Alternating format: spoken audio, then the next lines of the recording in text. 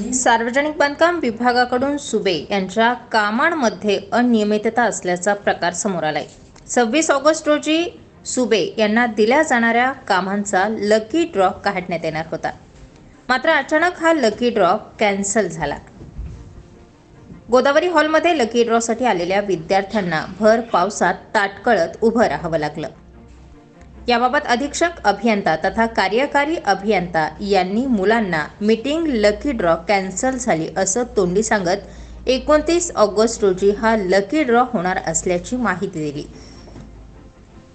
या lucky draw सिस्टीममध्ये ज्या अभियंत्यांची नावं येतील त्या अभियंत्यांना कामं दिली जातील, मात्र यामध्ये अनियमितता असल्याने ग्रामीण भागातील अभियंत्यांना कामं मिळत नसल्याच्या तक्रारीही समोर आल्या। सुबे यांच्या कामांसाठी 230 नावं आलेली असून 113 कामांची यादी जाहीर झाली।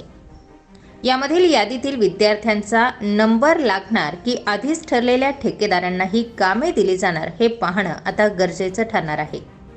बांधकाम विभागातून शिक्षण घेतलेल्या विद्यार्थ्यांसाठी कामाचा अनुभव यावा यासाठी 10 लाखाच्या आतील कामंही दिली जातात। ही कामे लकी ड्रॉ पद्धतीने या विद्यार्थ्यांमध्ये वाटप केली जातात, मात्र या वाटपामध्ये अनियमितता तसेच सावळा गोंधळ होत असल्याच्या तक्रारीही समोर आल्या। 26 ऑगस्ट रोजी होणारा लकी ड्रॉ हा अचानक स्थगित करून 29 रोजी हा लकी ड्रॉ होणार असल्याची माहिती अभियंत्यांना देण्यात आली असली तरीही या लकी ड्रॉ मध्ये पात्र असलेल्या अभियंत्यांना कामे मिळणार का हे पाहणं महत्त्वाचं ठरणार आहे। स्टार 24 फास्ट न्यूजसाठी वृत्तसंकलन विभाग, नाशिक।